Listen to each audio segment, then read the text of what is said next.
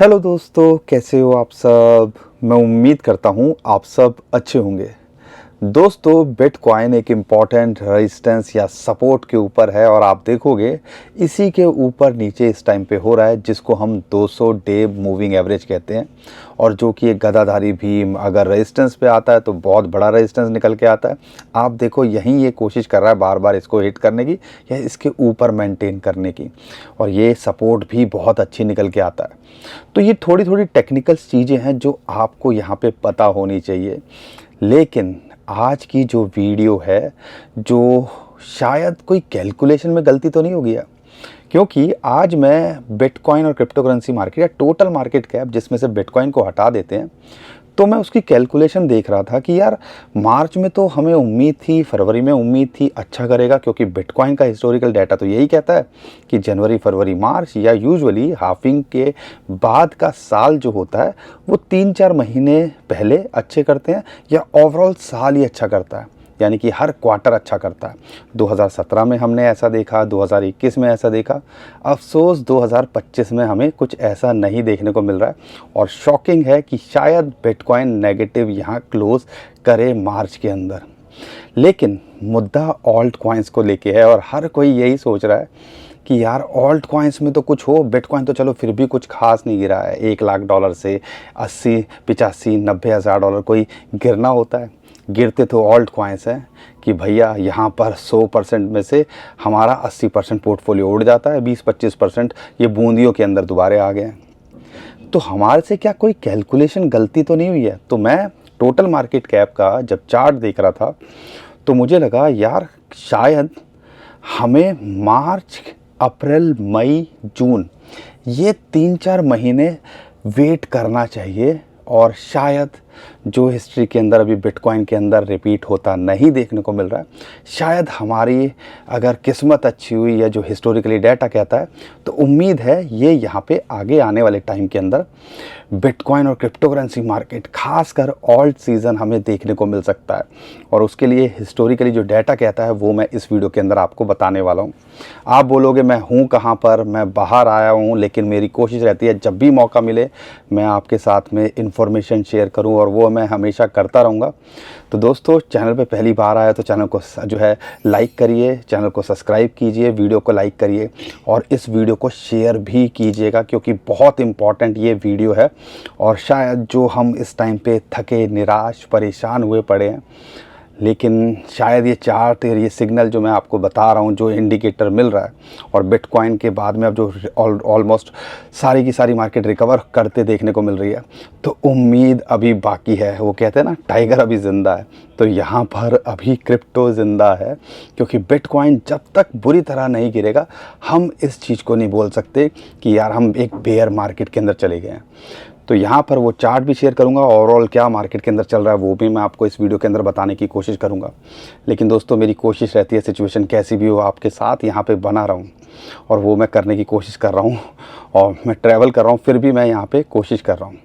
तो दोस्तों, सबसे पहले जो मार्केट के अंदर बिटकॉइन ETF की बात करते हैं, फाइनली इस हफ्ते के अंदर या पिछले हफ्ते भी बात करते हैं, थोड़ा सा एक पॉजिटिव माहौल बनना शुरू हुआ था CPI डाटा के बाद में, और इस हफ्ते ETF वालों ने ज़्यादातर हमें बाइंग देखने को मिली, खासकर ब्लैक रॉक फिडेलिटी की तरफ से, जो कि एक पॉजिटिव सिग्नल है। जो डोनाल्ड ट्रंप हैं, उन्होंने डिजिटल एसेट समिट था, उसके अंदर दोबारा स्टेटमेंट दी, वो पॉजिटिवली बात कर रहे हैं। US से सारा पॉजिटिव हुआ पड़ा है, ओवरऑल USA की मार्केट भी यहाँ अच्छा करते देखने को मिल रही है, और उसका इम्पैक्ट क्रिप्टो पे देखने को मिला।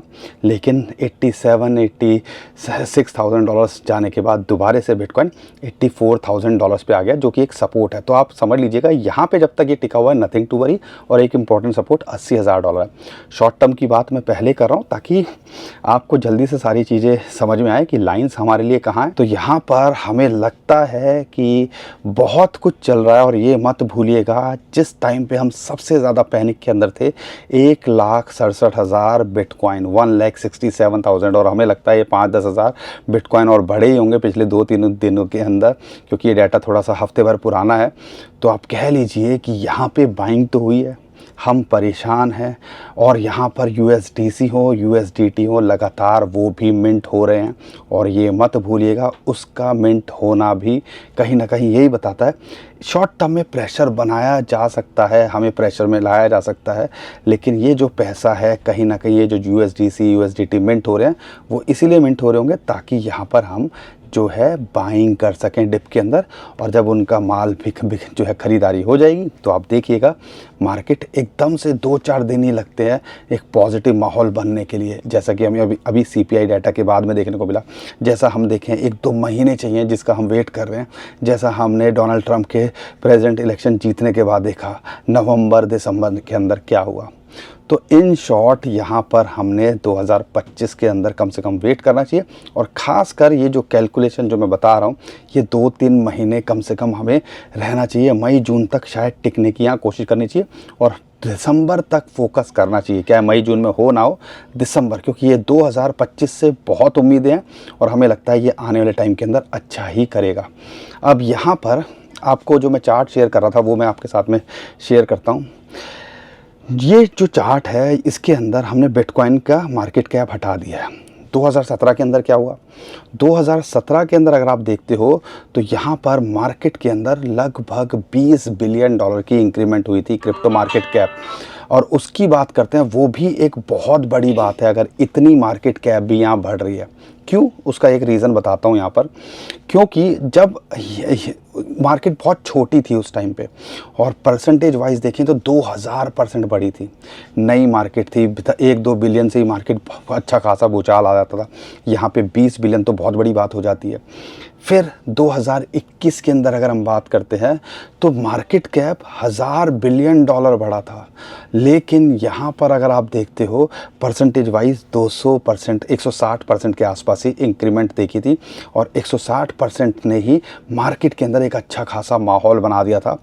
और कई कॉइन्स, मैटिक हो उस टाइम के, डॉट हो, सोलाना हो, इथेरियम हो, वो भी एक अच्छा खासा परसेंटेज के अंदर कई कॉइन्स तो मल्टीपल टाइम रिटर्न यहाँ देखे गए थे और जिसका हम वेट कर रहे थे। फिर मार्केट थोड़ी ठंडी हुई, एंड में हमने एक धूम धड़ाका भी देखा था।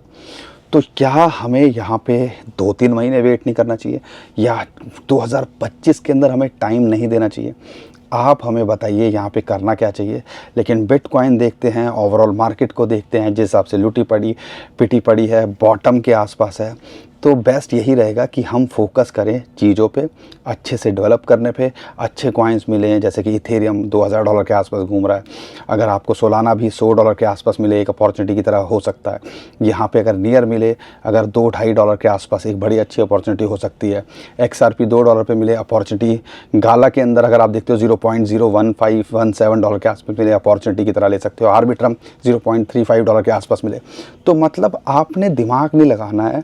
यहाँ पे हर कैटेगरी का RW ओंडो $0.8 के आसपास मिले, हर कैटेगरी के टॉप कॉइन्स के अंदर, टॉप 2 के अंदर फोकस कर लोगे तो शायद यहाँ पे अगले 3 महीने से 6 महीने या 2025 हमें लगता है आपको निराश नहीं करना चाहिए। और हर साल में कुछ ऐसे मौके आते हैं, कुछ महीने ऐसे आते हैं जहाँ पे मार्केट अच्छा करती है। इस साल में पहले 3 महीने ऐसा नहीं किया है, लेकिन इसका ये मतलब नहीं है कि यहाँ पे सब कुछ खेल ख़त्म हो गया। बाकी दोस्तों आप पे है, मैं कोशिश करता हूँ जो भी इन्फॉर्मेशन आए, जो भी चीज़ें मुझे मिलती हैं आपके साथ शेयर करने की। मैं हॉलीडे पे था, फिर भी मुझे दिखा तो मुझे लगा मेरे भाई बहन के साथ में शेयर करना चाहिए। उम्मीद करता हूँ आपको पसंद आया होगा। सपोर्ट किया करो अपने भाई को, चैनल को सब्सक्राइब किया करो, वीडियो को लाइक करा करो और ऐसे ही साथ बनाए रखा करो। उम्मीद करता हूँ आपको ये वीडियो पसंद आई होगी। लेकिन जो भी करिएगा अपने फाइनेंशियल एडवाइज़र से पूछ के, अपनी रिसर्च पक्की करके करना चाहिए आपको। अभी के लिए विदा लेता हूँ। खुश रहिए, मुस्कुराते रहिए, कमाते रहिए। आपका दोस्त पंकज। थैंक यू, नमस्कार, धन्यवाद।